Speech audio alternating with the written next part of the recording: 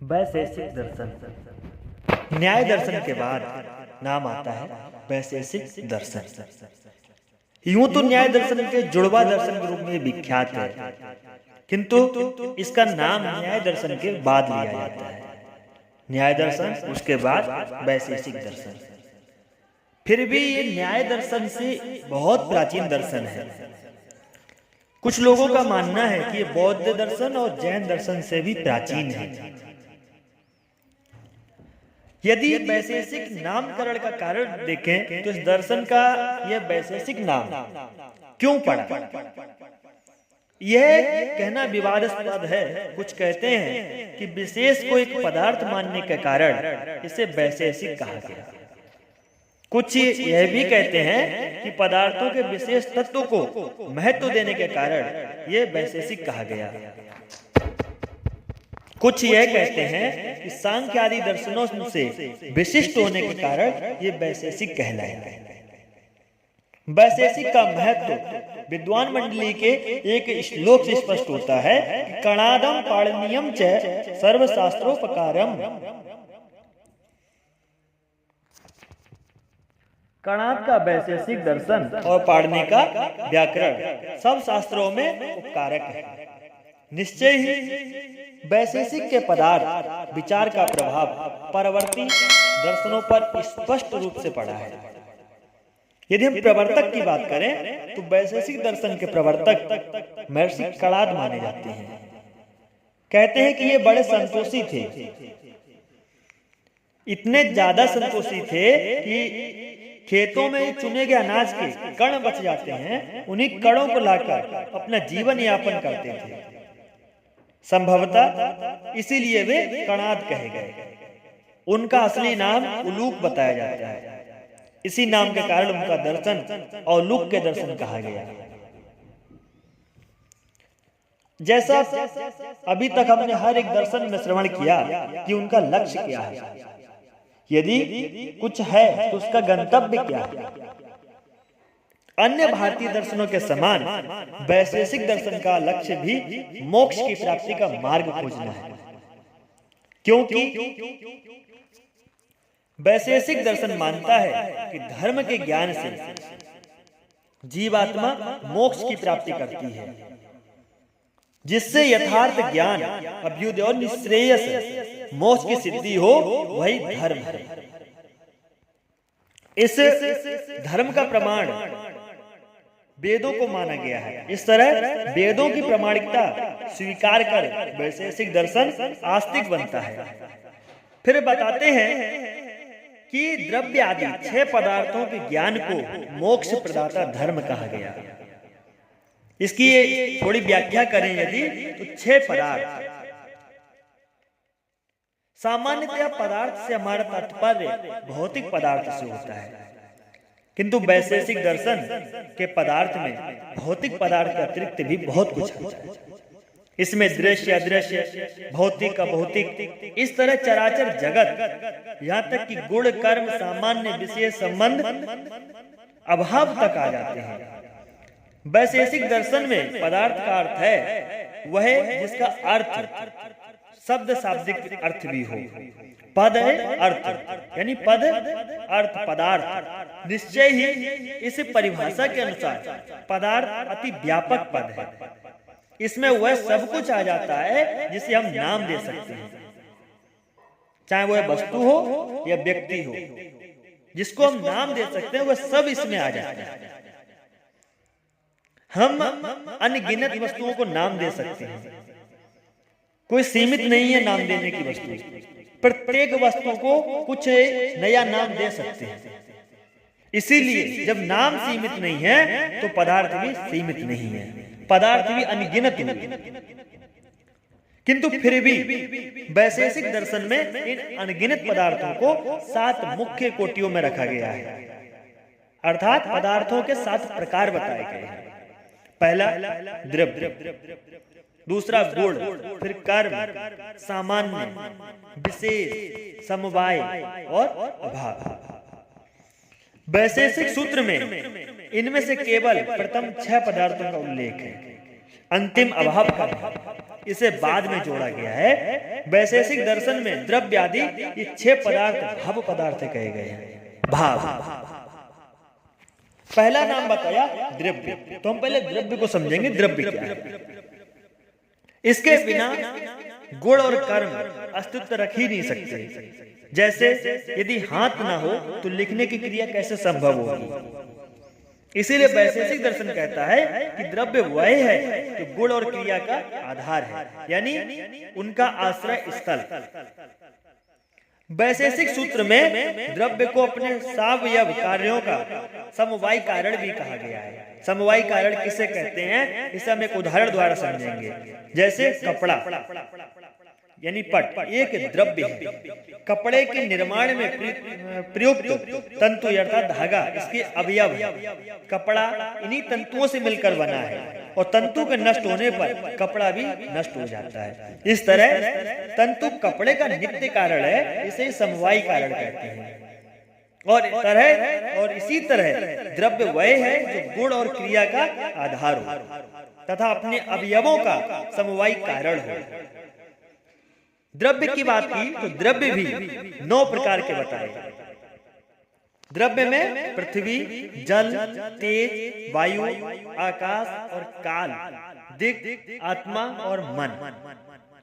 इनमें से प्रथम 4 यानी पृथ्वी, जल, तेज और वायु यह अनित्य द्रव्य कहे गए हैं और अंतिम 5 आकाश, काल, दिक्, आत्मा और मन यह नित्य द्रव्य कहे गए हैं। वैसे प्रथम 4 परमाणु रूप से नित्य ही हैं। अनित्य द्रव्य अपने से भिन्न किसी अन्य कारण से उत्पन्न होते हैं तथा नष्ट होते हैं। इसके विपरीत नित्य द्रव्य नित्य, स्वतंत्र तथा निरपेक्ष होते हैं। इन नित्य और अनित्य 9 द्रव्यों में समस्त शरीरी एवं अशरीरी वस्तुओं का समावेश हो जाता है। द्रव्यों का चेतन और अवचेतन इन 2 भागों में भी वर्गीकरण किया गया। चेतन द्रव्य में एकमात्र आत्मा है, जबकि अवचेतन में शेष 8 है। अब यदि हम 9 द्रव्यों का संक्षिप्त परिचय करें तो देखते हैं प्रथम 5 द्रव्य अर्थात पृथ्वी, जल, तेज, वायु और आकाश, इनको पंच महाभूत भी कहा गया है।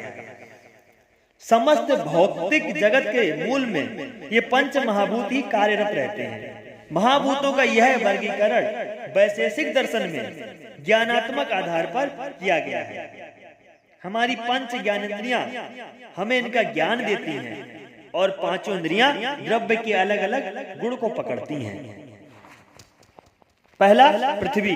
पृथ्वी का लक्षण बतलाते हुए वैशेषिक सूत्र में महर्षि कणाद कहते हैं कि रूप, रस, गंध, स्पर्शवती पृथ्वी, अर्थात पृथ्वी रूप, रस, स्पर्श और गंध इन 4 गुणों से युक्त है। किंतु आगे बताते हैं कि पृथ्वी का विशेष गुण गंध है। पृथ्वी में गंध ही ऐसा गुण है जो उसे अन्य द्रव्यों से अलग करता है। अब यहाँ कहते हैं कि प्रश्न करते हैं कि अन्य वस्तुओं यथा जल, वायु आदि में भी तो कई बार हमें गंध का अनुभव होता है।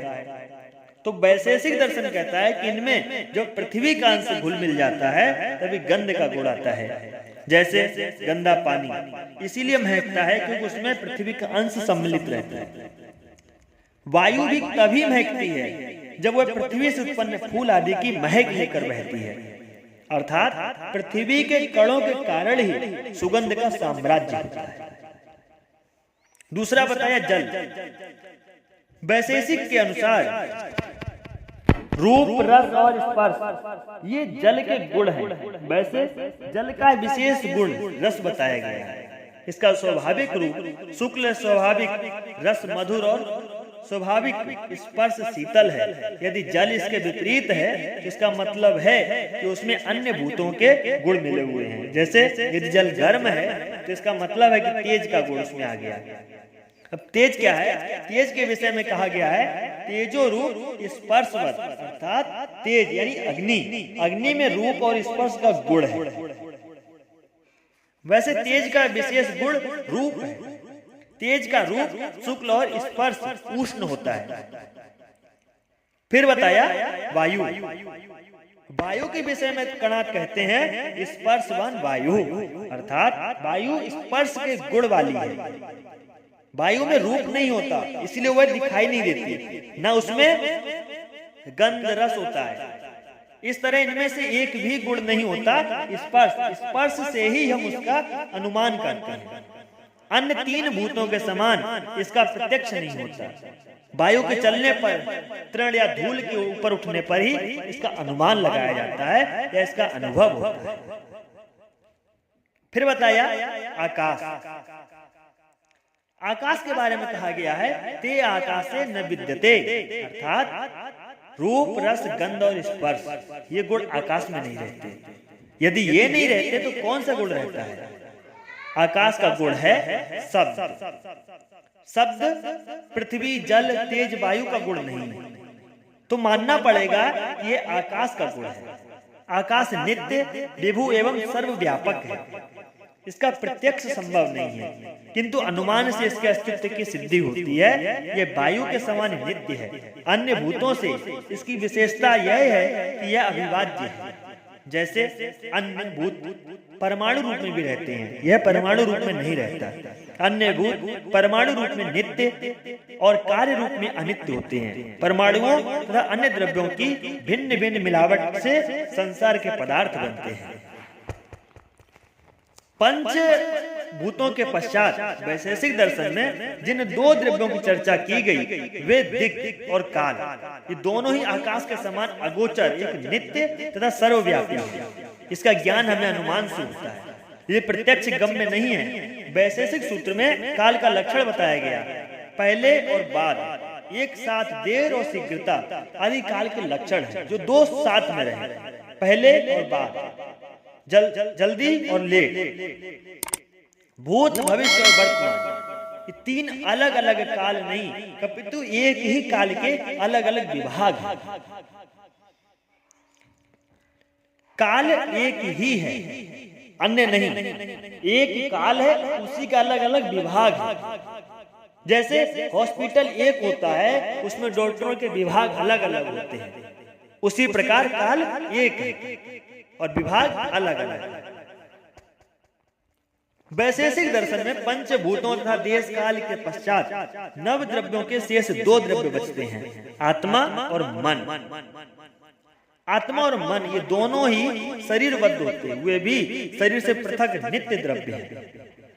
यूं तो आत्मा स्वरूपता निर्गुण, निष्क्रिय, मुक्त, शुद्ध है, किंतु शरीर और मन के संपर्क में आकर ये सगुण और सक्रिय हो जाती है। चेतना आत्मा का स्वाभाविक नहीं, आगंतुक गुण है। चेतना को आगंतुक गुण मानने के कारण वैशेषिक दर्शन मुक्तावस्था को वेदांत दर्शन के विपरीत अवचेतन अवस्था कहता है, क्योंकि वेदांत दर्शन में आत्मा चित्त स्वरूप है और वैशेषिक दर्शन आत्मा को अनेक कहता है, एक नहीं। जितने शरीर उतनी आत्मा है। यहाँ भी वेदांत दर्शन से विरोध स्पष्ट है, जो आत्मा को एक मानता है और वैशेषिक दर्शन में इसकी अनेकता की सिद्धि के लिए अनेक तर्क दिए। जैसे इस संसार में लोक व्यवहार से आत्मा की अनेकता स्पष्ट सिद्ध होती है। यहाँ कोई सुखी है, कोई दुखी है, कोई ज्ञानी है, कोई अज्ञानी है। यदि आत्मा एक ही होती तो अलग अलग व्यक्तियों के अलग अलग अनुभव संभव नहीं होते।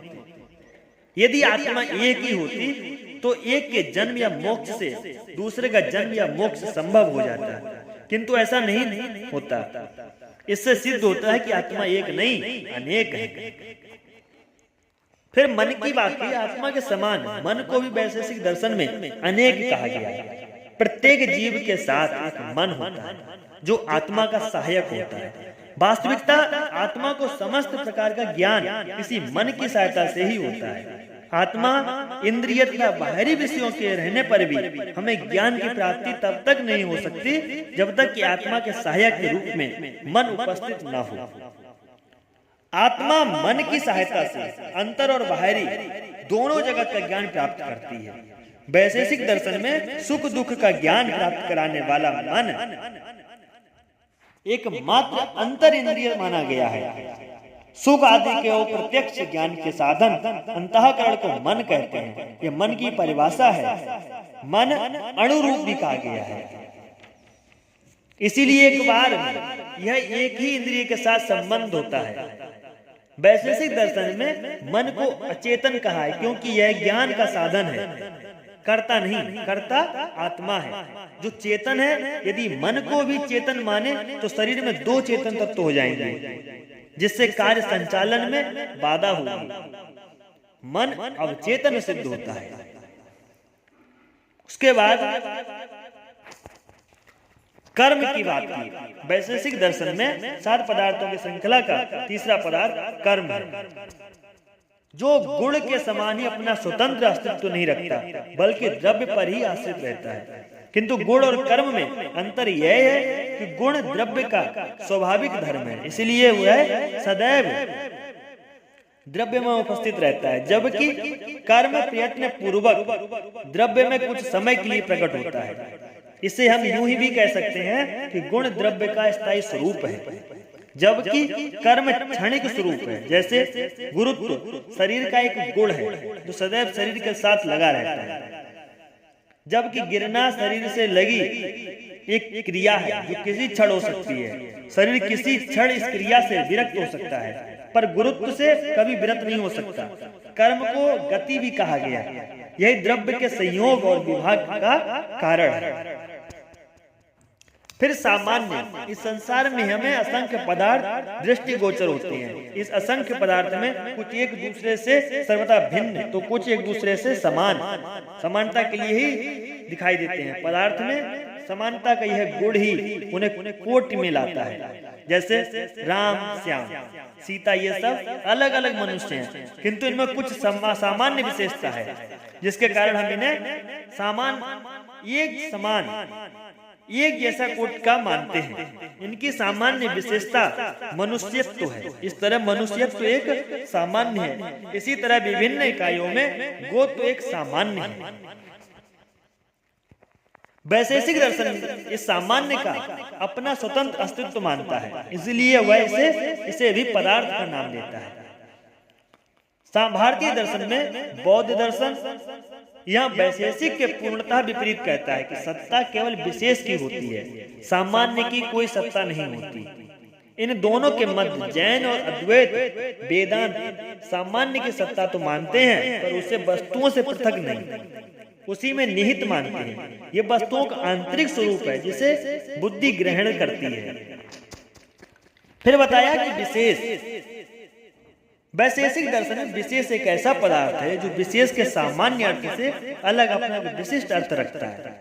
सामान्यतया हम दो समान दिखने वाली वस्तुओं में भी अंतर कर लेते हैं, क्योंकि प्रत्येक की कुछ न कुछ विशेषता जरूर होती है। इसी विशेषता के कारण हम उसे विशेष वस्तु के रूप में पहचानते हैं। किंतु वैशेषिक दर्शन में जिसे हम विशेष नामक पदार्थ कहते हैं, वह किसी सावयव वस्तु की विशिष्टता बताने वाला पदार्थ नहीं है। सावयव वस्तु में यथा कुर्सी आदि की विशेषता तो उनके भागों तथा उनके गुणों के विश्लेषण से ही समझ में आ जाती है। इसके लिए विशेष की आवश्यकता नहीं। विशेष की आवश्यकता तो नित्य निरवयव द्रव्यों के साथ होती है, जिनके टुकड़े नहीं किए जा सकते। ऐसे अविभाज्य द्रव्य को वैशेषिक दर्शन में परमाणु कहा गया है। इस प्रकार हम कह सकते हैं कि विशेष एक परमाणु को दूसरे से पृथक बताने वाला पदार्थ है। यदि विशेष ना हो तो एक परमाणु का दूसरे परमाणु से कोई भेद न हो सकता। वैशेषिक दर्शन में इसीलिए विशेष को स्वाश्रय विशेषक अर्थात अपने आश्रय को विशिष्ट रूप देने वाला कहा गया। इसके बाद समवाय। संसार में हम विभिन्न वस्तुओं के मध्य अनेक प्रकार के संबंध देखते हैं। कुछ संबंध क्षणिक या अनित्य होते हैं, तो कुछ स्थायी या नित्य। जैसे लिखते समय कलम का कागज से संबंध क्षणिक होता है, इसी तरह पानी में चलती नाव का पानी से संबंध क्षणिक अर्थात अस्थायी होता है, जो कभी भी पृथक किया जा सकता है। किंतु पदार्थों में कुछ योग ऐसे भी होते हैं जो कदापि पृथक नहीं किए जा सकते।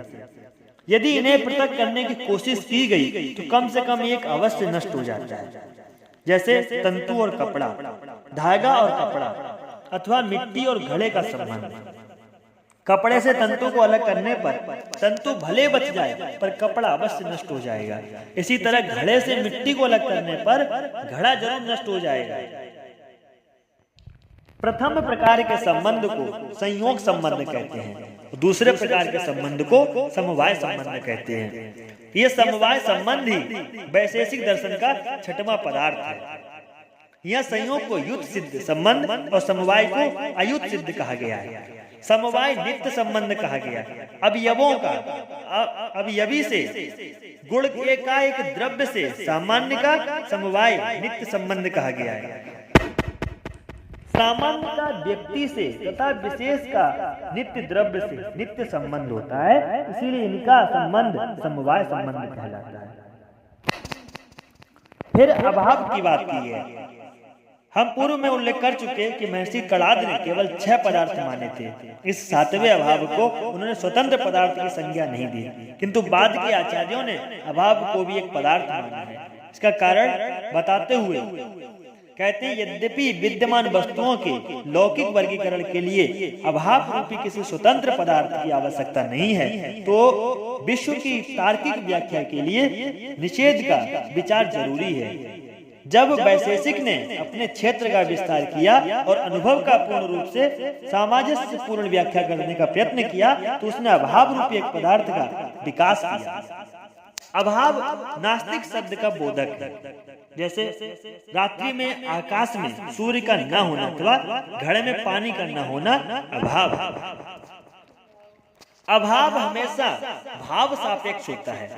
अभाव का ज्ञान प्रतियोगी यानी विरोधी भाव पदार्थ के ज्ञान के बिना नहीं हो सकता। जैसे आकाश में सूर्य के अभाव का ज्ञान हमें तभी होगा जब आकाश में ही सूर्य के भाव होने का ज्ञान रहा। अभाव के भी भेद, अभाव के मोटे तौर पर 2 भेद किए गए हैं, संसर्गाभाव और अनन्योभाव। संसर्गाभाव एक वस्तु में दूसरी वस्तु के अभाव को संसर्गाभाव कहते हैं। जैसे चंद्रमा में गर्मी का अभाव या आग में ठंडक का अभाव। फिर अन्योन्याभाव, एक वस्तु का अन्य वस्तु न होना अन्योन्याभाव है। जैसे चंद्रमा सूरज नहीं है, अग्नि जल नहीं। फिर संसर्गाभाव के भेद बताए। इनके 3 भेद किए, प्रागभाव, ध्वंसाभाव और अत्यंताभाव। तो पहले भाव की व्याख्या करें कि प्राग का अर्थ पूर्व, अतः प्राग भाव का अर्थ हुआ पूर्व में अभाव, अर्थात उत्पत्ति के पूर्व कार्य का कारण में अभाव। जैसे घड़े के प्रसंग में हम कहेंगे, घड़े की उत्पत्ति के पूर्व मिट्टी में प्राग भाव। प्राग भाव को अनादि और शांत कहा जाता है। अनादि इसलिए क्योंकि अनादि काल से कार्य का कारण में अभाव था, इसे शांत अंत सहित इसीलिए कहा गया क्योंकि कार्य यानी घड़ा तैयार हो जाने पर अभाव का अंत हो गया। दूसरा बताया ध्वंसाभाव, बना हुआ कार्य किसी न किसी दिन अवश्य नष्ट होता है। जैसे घड़ा बनाया तो कभी न कभी अवश्य फूटता है। घड़े का यह फूटना अर्थात उसका ध्वंस होना उसका अभाव दर्शाता है, यह ध्वंसाभाव है। दूसरे शब्दों में उत्पन्न कार्य द्रव्य पदार्थ का नष्ट होना ध्वंसाभाव है। फिर अत्यंताभाव बताए गए दोनों अभावों की विशेषता है, वह है इनमें पूर्णता का अभाव, क्योंकि जहां एक का अंत हो जाता वहां दूसरे का प्रारंभ होता है। वैशेषिक दार्शनिकों ने एक तीसरे प्रकार का ऐसा भी अभाव बताया है जिसमें न प्रारंभ होता है और न अंत, तीनों काल में यह अभाव बना रहता है। इसीलिए इसे अत्यंत अभाव अर्थात अत्यंत अभाव कहा गया। जैसे खरगोश में सींग का अभाव या बांझ स्त्री के पुत्र का अभाव या शब्द में गंध का अभाव आदि ऐसे अभाव जो हमेशा अभाव ही रहते हैं। इस तरह बताने के बाद कारण, समवायी और असमवायी और निमित्त।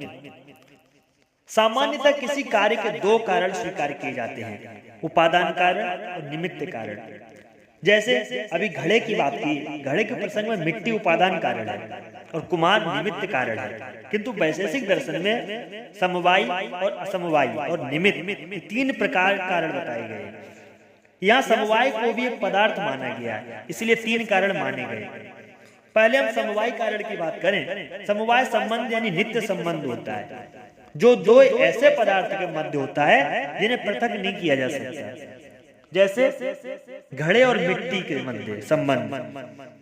यहाँ समवाय कारण वह द्रव्य है जिससे में समवाय संबंध से कार्य उत्पन्न हो। जैसे उपरोक्त उदाहरण में मिट्टी समवाय कारण है, दूसरे दर्शन इसे ही उपादान कारण कहते हैं। दूसरा बताया असमवाय कारण, जो समवाय संबंध से समवाय कारण में रहता हो या समवाय कार्य का जनक हो, वह असमवाय कारण कहा जाता है। जैसे कपड़ा, कार्य में तंतुओं का रंग। असमवाय कारण और समवाय कारण में भेद केवल द्रव्य ही समवाय कारण होता है, जबकि असमवाय कारण केवल गुण और कर्म होते हैं। फिर तीसरा बताया निमित्त कारण। इस पर देखिए कि निमित्त कारण क्या है। जो किसी कार्य के सहकारी हो, जिसके बिना कार्य उत्पन्न ही ना हो सके, उसे निमित्त कारण कहते हैं। जैसे अगर अभी घड़े की बात की तो घड़ा किससे बनता है? मिट्टी से बनता है। किससे पकाया जाता है? आग से। किंतु यदि कुम्हार ना हो तो क्या घड़ा बन सकेगा? कुम्हार उसका चाक दंड आदि जिससे वो बनाता है, वही निमित्त कारण है। किंतु वैशेषिक दर्शन केवल इन्हें ही निमित्त कारण नहीं कहता, इन्हें यह असाधारण निमित्त कारण कहता है, जो किसी एक विशेष कार्य की उत्पत्ति में सहायक होते हैं। फिर बात की परमाणुवाद की। परमाणुवाद वैशेषिक दर्शन का सृष्टि संबंधी सिद्धांत है। वैशेषिक दर्शन जगत का उपादान कारण असंख्य सूक्ष्मतम अणुओं का यानी परमाणुओं को बतलाता है, इसलिए इसका सिद्धांत परमाणुवाद कहा गया। वैसे परमाणुवाद वैशेषिक दर्शन का मौलिक सिद्धांत नहीं है। कुछ लेखक यानी कुछ अपने अपने विचार के अनुसार यह मानवीय मस्तिष्क के लिए इतना स्वाभाविक है कि भौतिक जगत की व्याख्या के लिए आरंभ में जितने भी प्रयत्न किए, सबने इसी कल्पना को अपनाया। उपनिषदों में इस प्रकल्पना के चिन्ह मिलते हैं, जो सब भौतिक पदार्थ को चार तत्वों अग्नि, जल, पृथ्वी, वायु से बना हुआ मानते हैं। यदि हम परमाणुओं की विशेषता की बात करें, परमाणु पदार्थ की सूक्ष्मतम इकाई होने से अविभाज्य एवं अविच्छेदय होते हैं, इनका और आगे विभाजन नहीं किया जा सकता। ये निर्यव होते इसीलिए ये अविनाशी भी होते हैं। वास्तविकता विनाश केवल सावयव पदार्थों का ही होता है, निरवयव का नहीं। परमाणुओं के अंदर और बाहर कुछ भी नहीं है, वे देश रहित है। मरता कौन है? जो जन्म लेता है। ये तो स्वयं में सब कुछ, उसका जन्म और मृत्यु कुछ नहीं होता। इन विशेषताओं वाले परमाणुओं को निराकार होना चाहिए, किंतु वैशेषिक दर्शन में इन्हें परिमंडल अर्थात गोलाकार कहा। वैशेषिक दर्शन में परमाणुओं को अवचेतन एवं स्वभाव से निष्क्रिय भी बताया गया। प्रलय काल में मूल परमाणु पृथक पृथक तथा गतिहीन पड़े रहते हैं। यह प्रश्न उठता है कि यदि परमाणु स्वभावतः निष्क्रिय हैं, तो सृष्टि की रचना एवं सृष्टि से विभिन्न क्रियाएं कैसे होती हैं? कहा गया है धर्म विशेषात, अर्थात परमाणुओं में गति एक विशिष्ट धर्म के कारण होती है। वैशेषिक इसे अदृष्ट कहते हैं, अर्थात अदृष्ट के कारण सृष्टि आत्मा भी क्रियाशील है। महर्षि कणाद ने इसे हेतु ईश्वर को आवश्यक नहीं समझा था, किंतु उनके अनुयायियों ने अदृष्ट से भी ऊपर ईश्वर को स्वीकार किया। इसी संबंध में राधा कृष्ण कहते हैं, कणाद विश्व की व्याख्या अदृष्ट तत्व के द्वारा करके भले ही संतुष्ट हो गए हों, किंतु उनके अनुयायियों ने अनुभव किया कि अदृष्ट रूपी तत्व अत्यंत धर्म विहीन एवं अब इसके बारे में अस्पष्ट है, अतः उन्होंने इसे ईश्वर की इच्छा पर निर्भर बतलाया। उन्होंने परमाणु इंद्रिय गम्य नहीं होते, अतः इनके गुणों को हम इंद्रियों के द्वारा नहीं जान सकते, इसलिए उनके प्रकार बताना कठिन है। फिर भी वैशेषिक दार्शनिक इंद्रिय गम्य चार प्रकार के भूत द्रव्यों पृथ्वी, जल, अग्नि और वायु के आधार पर 4 प्रकार के परमाणुओं की कल्पना करते हैं। पार्थिव, जलीय, तेजस, अग्नि के एवं वायवीय वायु के इन परमाणुओं के कारण ही पृथ्वी में गंध, जल में रस, अग्नि में तेज एवं वायु में स्पर्श का गुण होता है। परमाणुओं से पदार्थों की उत्पत्ति किस क्रम में होती है, इस पर भी बात करेंगे। वैशेषिक दर्शन के अनुसार यह समस्त जगत एवं उसके कार्य द्रव्य 3 प्रकार के परमाणुओं के संयोग का परिणाम है। 2 परमाणुओं के प्रथम संयोग से द्वैणुक की उत्पत्ति होती है। सूक्ष्म होने से परमाणुओं के समान इनका भी इंद्रिय प्रत्यक्ष नहीं होता। 3 द्वैणुकों के संयोग से त्रैणुक की उत्पत्ति होती है। इसे हम आंखों से देख सकते हैं। इस तरह पदार्थ के सूक्ष्मतम कण जो हमें दृष्टि गोचर होते हैं त्रैणुक ही होते हैं। इन्हीं से समस्त द्रव्य, भूत द्रव्य आदि इन्हीं से बनते हैं। घर की छत की छेद से सूर्य की किरणें जब प्रवेश करती हैं तब उनमें नाचते हुए दिखाई देने वाले छोटे छोटे कण त्रैणुक ही होते हैं। फिर परमाणुओं के अस्तित्व की बात की। वैशेषिक दार्शनिक परमाणुओं को इतने सूक्ष्म मानते हैं कि हम उन्हें आंखों से नहीं देख सकते।